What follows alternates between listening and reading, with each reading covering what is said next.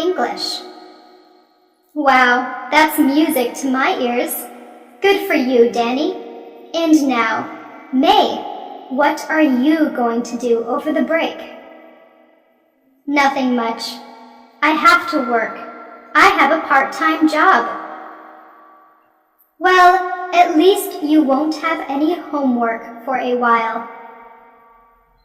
Do you have any plans for the break? And I'm really looking forward to it.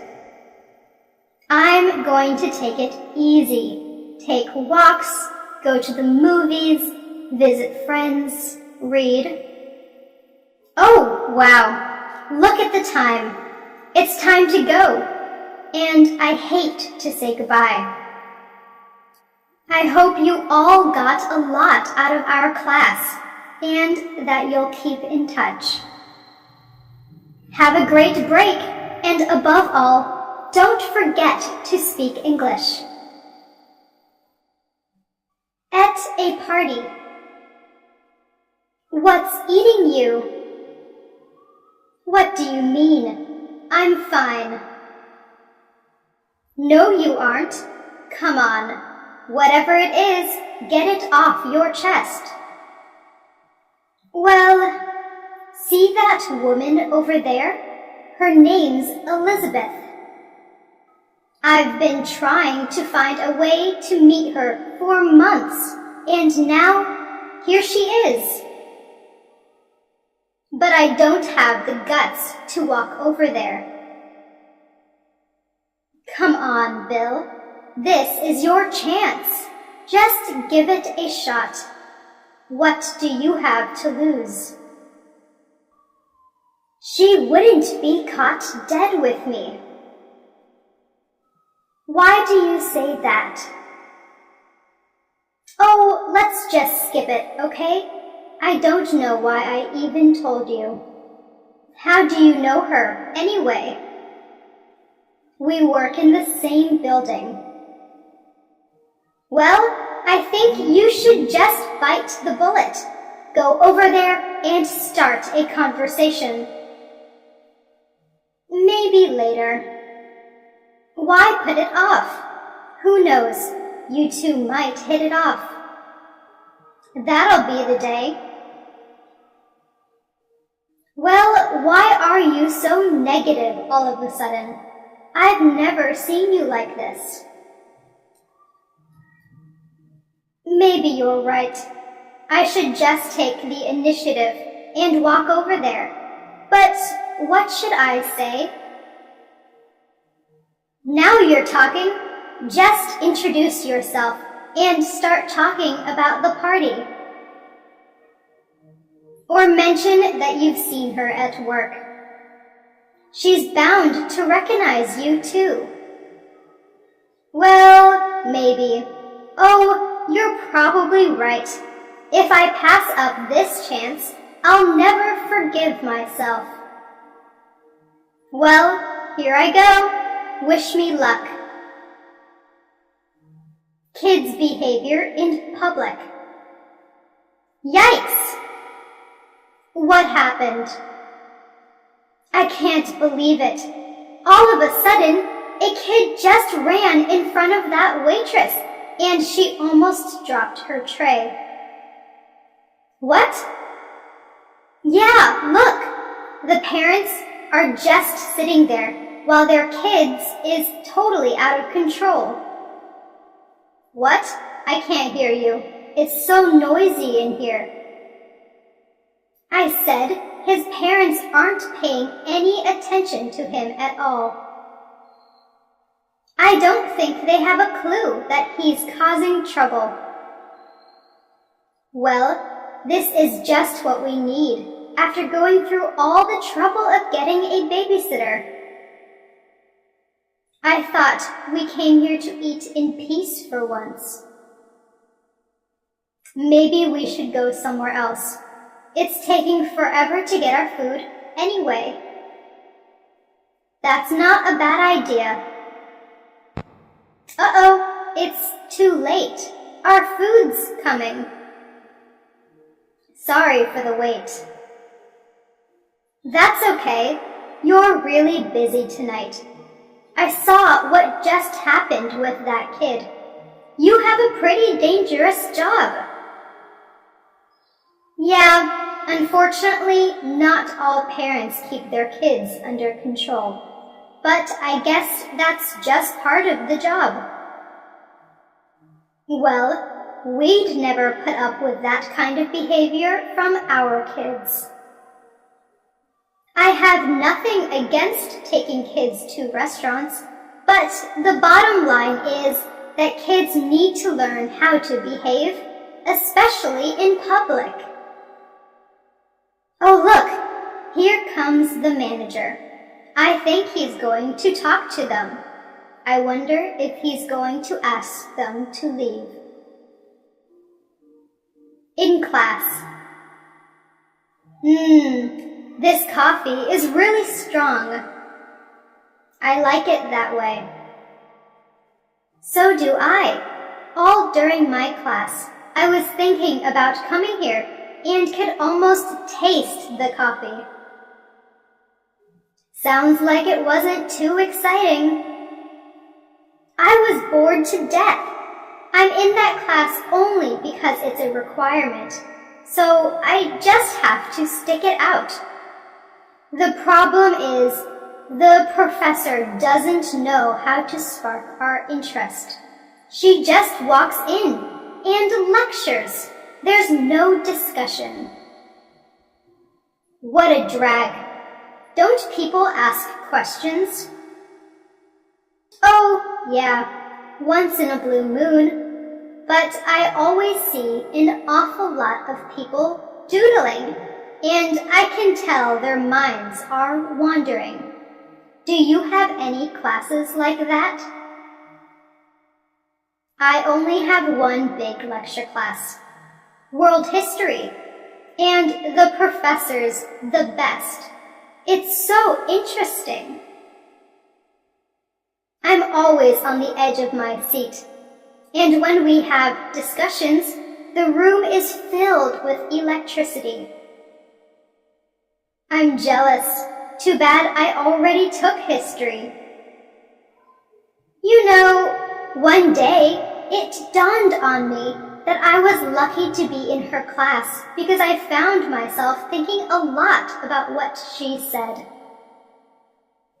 Did you ever have a teacher like that? I'd have to think about it. I don't know. You should come with me to class sometime, just to see what I mean. Sounds like you're in love with her, Steve.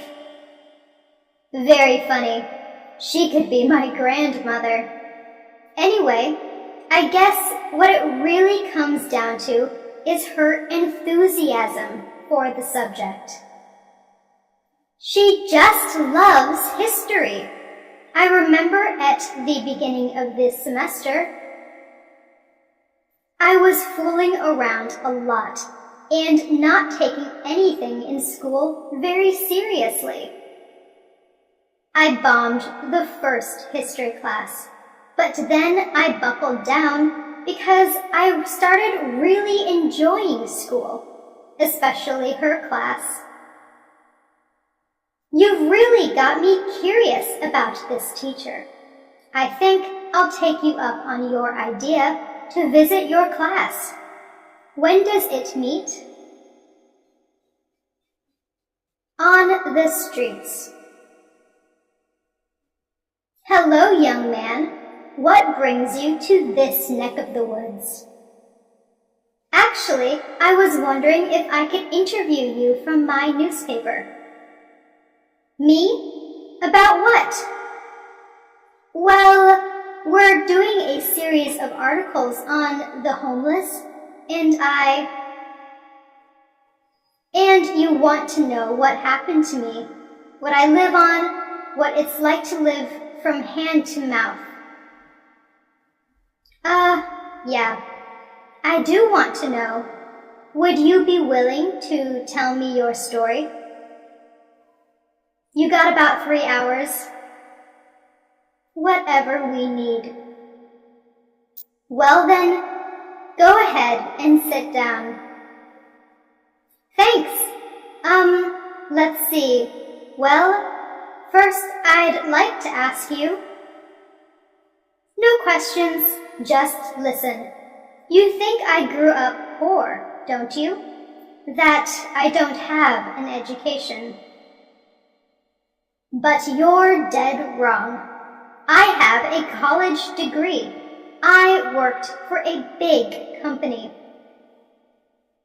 My parents would turn over in their graves if they could see me now. But how? I said no questions, just sit and listen. In the beginning, I got up at 5 a.m. every day and was at work by 7. And I stayed at the office till 8 in the evening. 13 hours! That was the only way I could keep up with all the work.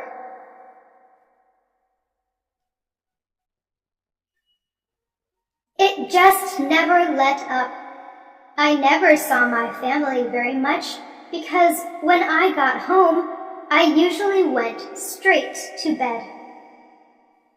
Well, I guess I was doing a pretty good job because I kept moving up the ladder.